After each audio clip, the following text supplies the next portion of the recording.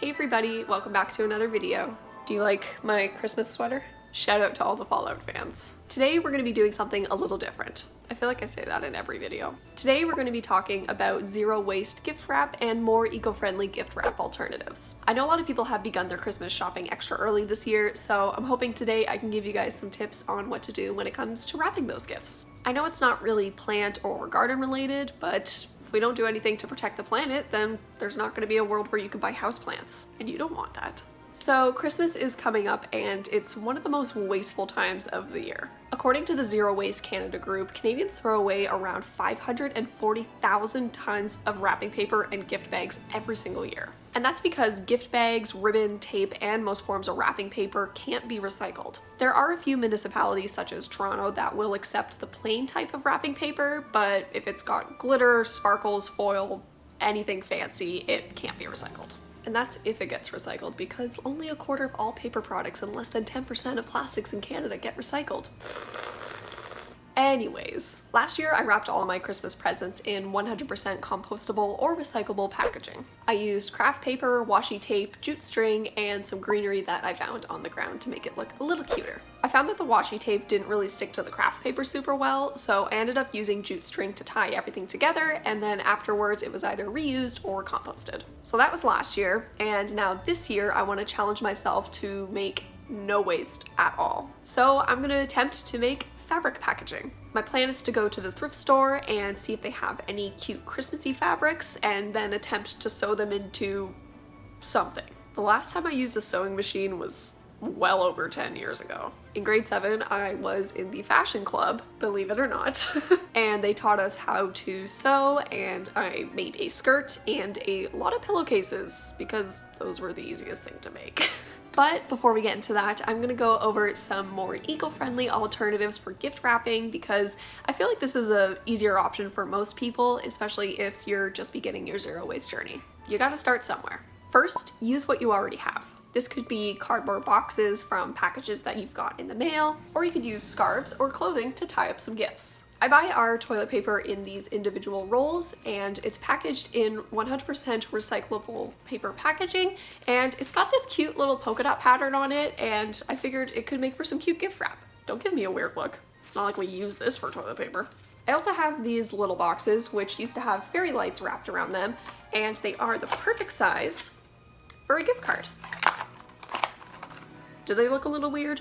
Yes, but we don't body shame here. I also have this little envelope which I got a necklace in, and it's also the perfect size for a gift card. And on that note, be sure to save any gift bags or tissue paper that you get so that you can reuse them for future gift giving endeavors. These are all the bags I have from previous gifts. I have a ton of craft bags, so if they ever get to the point where they become unusable, I can recycle them because craft paper is 100% recyclable. The next thing you can do is buy 100% recyclable wrapping paper or use things such as craft paper or old newspapers. This means that there's no glossy coating, no foil, no sparkles, nothing fancy. I also don't know if it exists because I've only ever seen wrapping paper come shrink wrapped in plastic, but if you can find ones that don't come in plastic, then that's even better. When it comes to decorating gifts, I know a lot of people like to use ribbons and bows, but let's switch those for compostable options. This includes things such as jute string, butcher's twine, or cotton cord. They look just as cute, especially if you're going for a rustic vibe,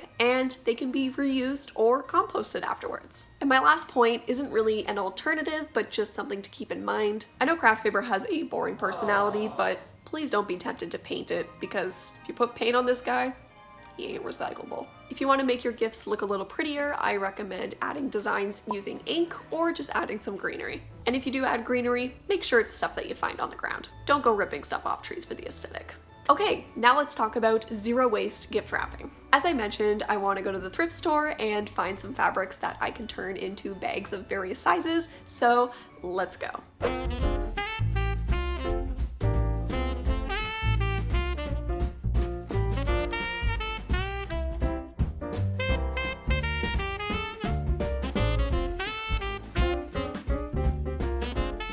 I I made my way to the bed and bath section where they had a couple of racks of random fabrics. I found these two cute pieces and they were something like $10 to $15 each, and I don't know if it's just because it's Christmas time and they know that people are looking for this sort of stuff, but I sure as hell wasn't gonna pay that much. I found this plain red fabric, which is a very classic Christmas color, and then I found the Christmas fabric jackpot. This section had tablecloths, tree skirts, and other miscellaneous things with really nice patterns, and they were all very reasonably priced. I also came across a bunch of Christmas bags, so I grabbed a couple in case mine don't turn out. And even though we already have stockings, I couldn't resist checking them out because there were some super cute ones. And then this one really massive one. Oh, well, that was a really successful first store that I went to. I had originally intended on going to a couple stores in case I couldn't find anything because I wasn't sure if maybe they had all their Christmas stuff out, but I don't know if I need to go to another store. That was a really good fabric haul, so I'll show you guys everything when I get home.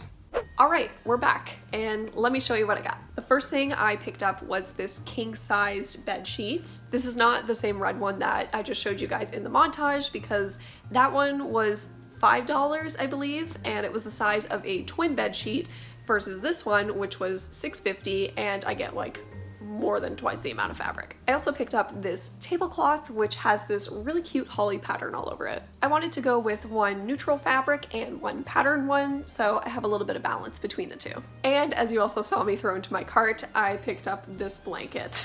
I'm not actually using this to make any of the gift bags. It was just super soft, and I'm a sucker for cozy blankets, so I bought it. I also got these two bags. I think they're for wine bottles, but you can definitely use them for other stuff. So aside from the blanket, my total for all my Christmas fabrics was $16.50. I know that total isn't super cheap, but if you think about how much you've spent over the years on bags, bows, and paper, it's a pretty good investment. And I picked up these two little planters. See, this video is about plants after all. So as I mentioned earlier, I have very little sewing skills. So I think my plan is to make a bunch of different sized pillowcases and just tie them at the top with some string. Also, a huge shout out to my neighbor for lending me her sewing machine for this. Let's hope I don't break it. Excuse me. Finn, no. These are not for you to play with. Hello, welcome to my floor. Ooh, this is a lot of fabric. I also swept this area before I laid down the fabric, but I can't guarantee it's free of dog hairs, so if you're getting a gift from me, there might be a little something extra in there for you. So my plan is to do 3 different size bags, so we're gonna do a small, a medium, and a large.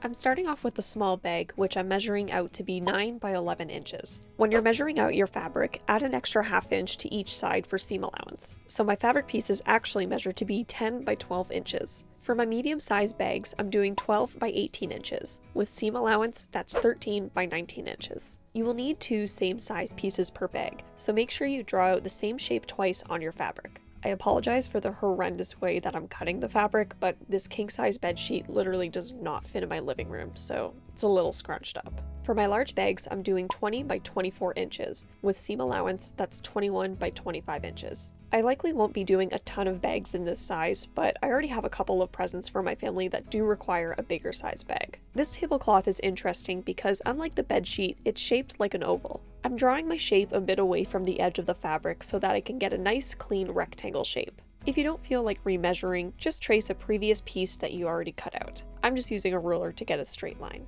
And here are all of the various sizes that I cut out. Okay, now it's time to sew everything.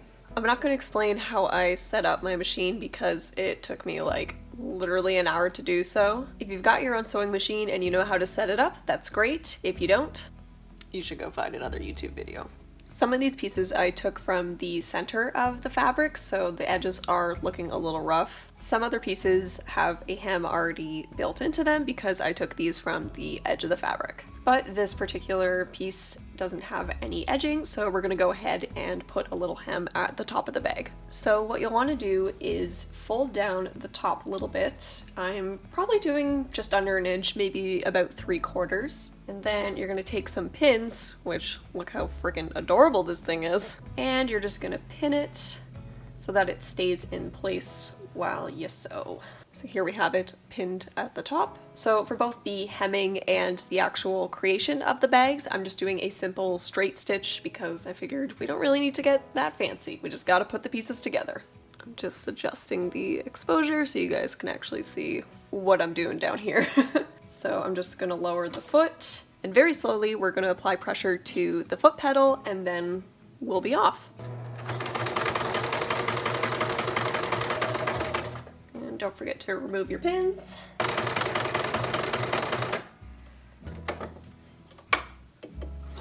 And this is what our little hem looks like. It actually came out pretty straight. I'm pretty proud of myself. So now I'll just repeat it with the other fabric, and then we can get to actually attaching these two together. So now for actually attaching the two fabrics together, what you're going to want to do is have the inside of the bag facing the outside. So when you put your two fabrics together to sew, they're gonna look like this, because after the three sides have been sewed up, we're gonna flip this inside out, and that will be your bag. So when you get to the corner of your fabric, what you can do instead of, cutting it and then starting a whole new stitch is just lift the needle if it's not already lifted, and then lift the foot, and then you'll simply just turn your fabric and put everything back down, and now you can continue.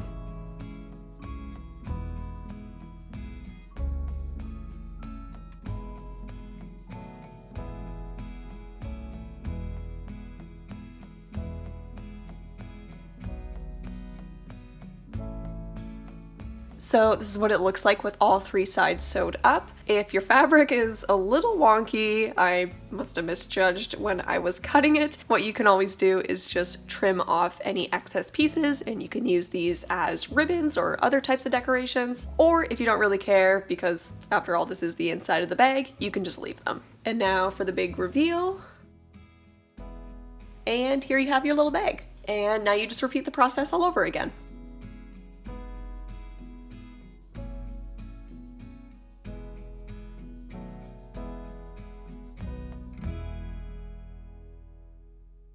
Now let's talk gift tags, because obviously you want to make sure the right person gets the right gift. There are so many ways that you can get creative with gift tags. One really cool thing that I saw someone do online was assign a certain color to people, and then they bought a bunch of used ornaments in that color scheme and would just hook them on their gifts, and that's how you knew who they were going to. Plus, if you didn't want to keep the ornaments, those people now have those to put on their tree. Also, if you're doing fabric bags as gift wrapping, you can assign a certain color fabric to people, although that does require a little bit more planning. You can even do something as simple as putting all the gifts for a certain person in a pile and add a little card being like, this is dad's pile, this is mom's pile. That one could be a little tricky, but it saves you from having to create gift tags at all. What I'm planning to do is make little personalized tags out of paper that I already have, and then after everyone's opened up their gifts, I'm just gonna take them all back and reuse them for next year.